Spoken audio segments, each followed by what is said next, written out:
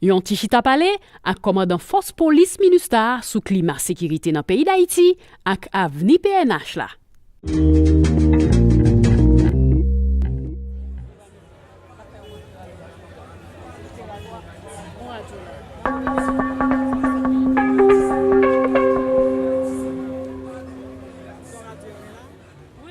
Bon, ce que j'observe, c'est que la situation globale reste satisfaisante. Nous avons une stabilité politique. Un président a été élu, il y a un parlement, un gouvernement. S'agissant de l'aspect purement sécuritaire, ce que j'observe, c'est des mouvements sociaux. Clairement, il y a une demande de la population dans le domaine social d'amélioration des conditions de vie. Mais j'observe également que ça reste modéré, limité. Il n'y a pas d'embrasement général.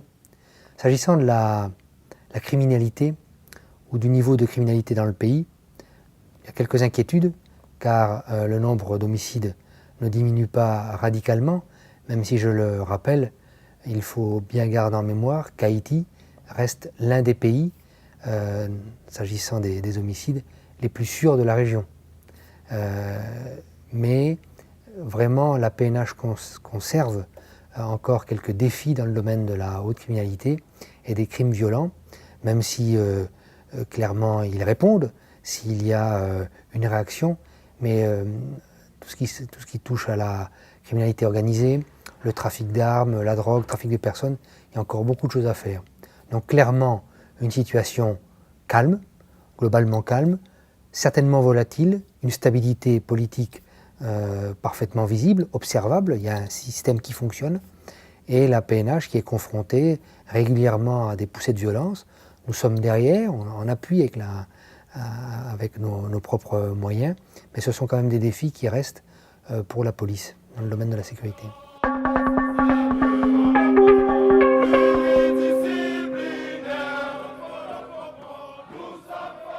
Si on se réfère à l'histoire récente de ce pays, en juin dernier, on a célébré les 22 ans de cette police.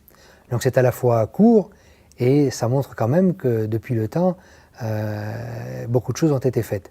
Si on considère la création ou les débuts de la PNH en 2004, il y avait de mémoire 5600 policiers.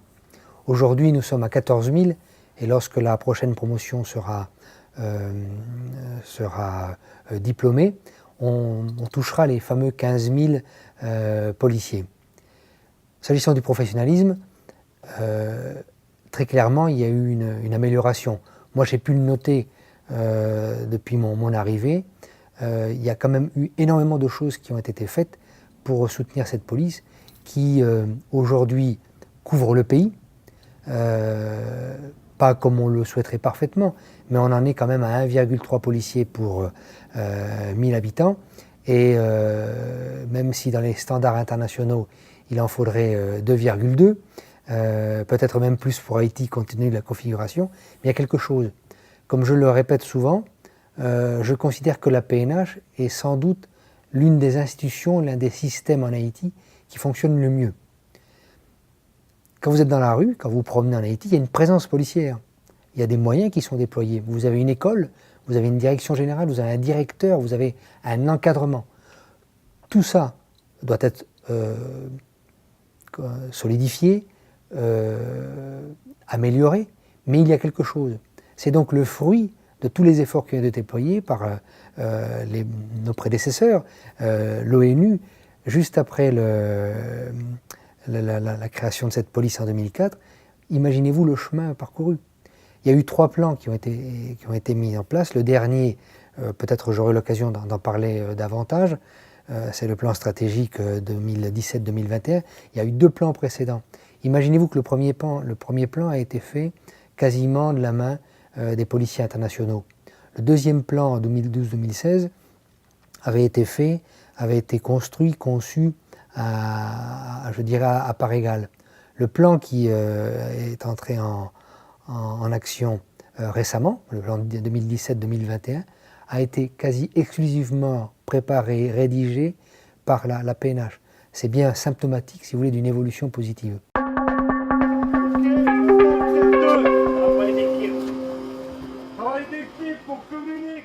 Imaginez-vous que tous les services, ou quasiment tous les services, tous les aspects de la police haïtienne ont été pris en charge depuis 2004 par la police internationale. Il a fallu organiser cette police, c'était la tâche du premier plan. Ensuite, développer cette police. Quand on parle de développement d'une police, c'est quoi? C'est une fois qu'on a organisé les services, qu'on a mis des gens dedans, s'assurer qu'ils ont les moyens, l'information. Exemple très concret, il y a une police judiciaire, il y a des services de police technique, c'est les gens qui font le travail sur les scènes de crime, les empreintes digitales, les écoutes. Ces gens-là, il faut les former, et ils sont formés maintenant, il faut leur donner du matériel. C'est ce qu'on fait avec, par exemple, un programme financier dans le cadre de l'état de droit qui a permis d'équiper la police judiciaire de moyens modernes, que sont des appareils photo, des systèmes de marquage au sol pour les scènes de crime, des blouses pour éviter de polluer ces scènes de crime. Dans le maintien de l'ordre, pareil. Le maintien de l'ordre, c'est une science à part entière. Les gens face à une foule ne peuvent pas réagir comme bon leur semble. Il faut tenir une discipline. Il faut respecter et considérer qu'en face, ce sont des concitoyens. Ce ne sont pas des ennemis. Ce sont peut-être momentanément des adversaires, mais ce sont des concitoyens. Bien sûr, il y a des progrès à faire dans le droit de l'homme, mais toutes ces formations qui sont faites pour éveiller la conscience des policiers haïtiens sur les droits de l'homme, ce n'est pas d'aujourd'hui. C'est un long processus. Il y a encore beaucoup de choses à faire, très clairement, mais ça a été fait. Vous avez par exemple les crimes fondés sur le sexe, comme les viols, les séquestrations, les violences conjugales. Pareil, un programme étranger a pris en charge ce domaine et a formé des centaines d'enquêteurs.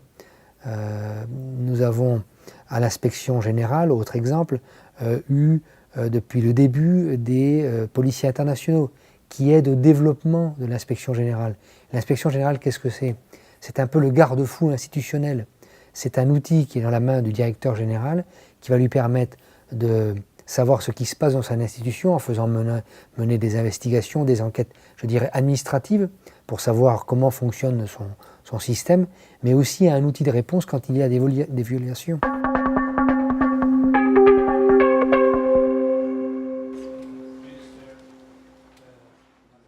Une des caractéristiques principales de cette résolution est d'abord de maintenir une présence policière. Alors que la composante militaire quitte, la composante police reste. C'est bon signe. Elle reste, mais diminuée. Diminuée dans sa subdivision ou sa partie des unités de maintien de l'ordre. C'est preuve qu'il y a une stabilité, car je ne pense pas que le Conseil de sécurité aurait pris le risque de jouer avec la stabilité. Je vous le rappelle, de 11 unités, on va passer à 7. Et la semaine prochaine, nous finirons le processus de départ de ces 4 FPU, de ces 4 unités de maintien de l'ordre que nous perdons pour la Minujuste. S'agissant des policiers internationaux, sur 951 prévus dans l'ancien mandat, la Minujuste conservera 295 d'entre eux. Donc, si vous voulez, cette résolution maintient une composante police, maintient une priorité de soutien, d'appui au développement de la PNH, mais beaucoup plus réduite en termes de format. Je pense que tout ça est salutaire et positif. Pourquoi? D'abord parce que c'est le signe de cette stabilité dont je vous parlais, c'est le signe des progrès enregistrés. On peut dire ce que l'on veut, quand on observe clairement, il y a eu des progrès dans la PNH, très clairement. Je le rappelle, il y a une PNH, il y a des structures, il y a une direction générale, il y a des gens sur le terrain. Mais encore beaucoup de chemin reste à faire. Cette évolution en termes, cette diminution, cette évolution à la baisse des effectifs nous a amené à réfléchir à un autre système. Car il était temps, à mon avis, d'évoluer. On ne pouvait pas rester éternellement sur le même mode de coopération, le même mode de transfert de capacité que nous avons eu jusqu'à présent.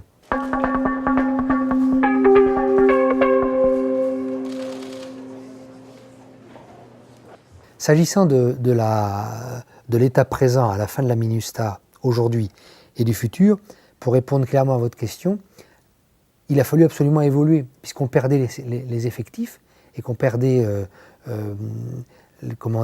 une capacité à être très représentés sur le terrain, mais cette représentation, elle se faisait de manière très significative, une empreinte très forte sur le terrain, mais se préoccupant uniquement de la base, des PNH qui sont sur le terrain. Et cette nouvelle approche est le résultat d'une réflexion et du rôle que je dois jouer, de moteur d'évolution. C'est pour ça qu'on met un chef à la tête de la composante police. Ça a été, si vous voulez, de ne pas subir une situation, mais plutôt d'accompagner ce changement. Et quand je vous disais que c'était positif, ça a permis de passer d'un système de présence dans les unités de terrain à la base, à viser avec cette nouvelle approche qui est le plan accompagnement et conseil, de viser et de cibler la haute hiérarchie de la PNH, de façon à renforcer les capacités de l'encadrement afin que ce soit eux-mêmes qui ensuite assument leurs responsabilités. C'est dans cette vision d'appropriation absolument nécessaire, car il faut garder en mémoire que le compte à rebours a commencé. On s'est préparé, si vous voulez, à ce passage, car on ne pourra pas avoir une transition chaotique. Il faut que les choses soient absolument fluides, et ça le sera. D'abord, nous avons largement planifié la décrue des personnels, et vous observerez qu'on va se poser en cible, je ne sais pas si vous comprenez cette métaphore, on va se poser en cible calmement. C'est-à-dire qu'on a organisé la décrue des effectifs, on passe de 951 à 295, c'est quand même plusieurs centaines de gens qui quittent le terrain. Il faut céder le pas petit à petit, ça ne s'est pas fait naturellement. Ensuite, ce programme accompagnement conseil, il a fallu le mettre en place. Et ça, c'est quelque chose de très emblématique, de très symptomatique de ce qu'on est arrivé à faire et de la manière dont on va opérer de manière très fluide la transition vers la minute juste.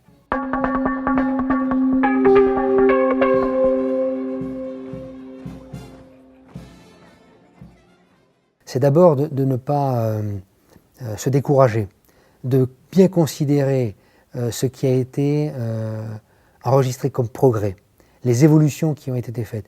Moi, je suis un observateur neutre. Je viens d'un autre continent, je suis arrivé il y a quelques mois en Haïti. Comme je vous le disais, il y a une police, il y a un système qui fonctionne, il y a une stabilité. Beaucoup de choses pourraient être améliorées.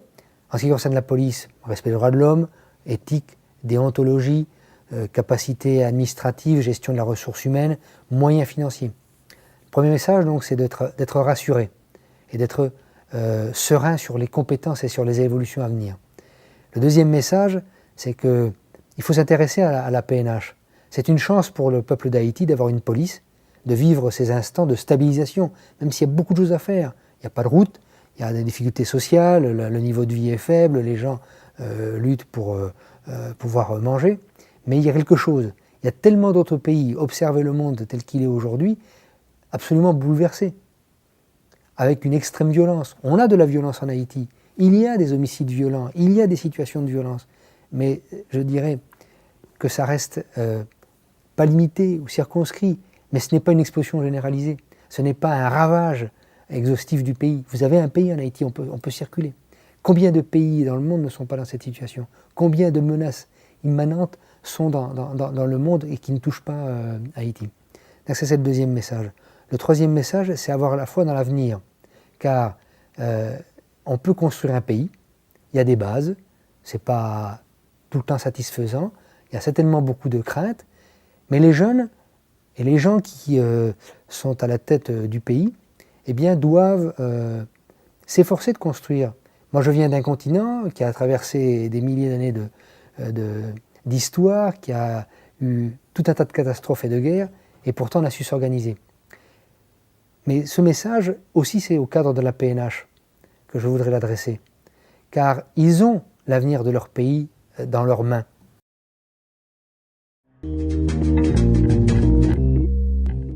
Ou ka suiv nou sou Facebook, Twitter ak YouTube.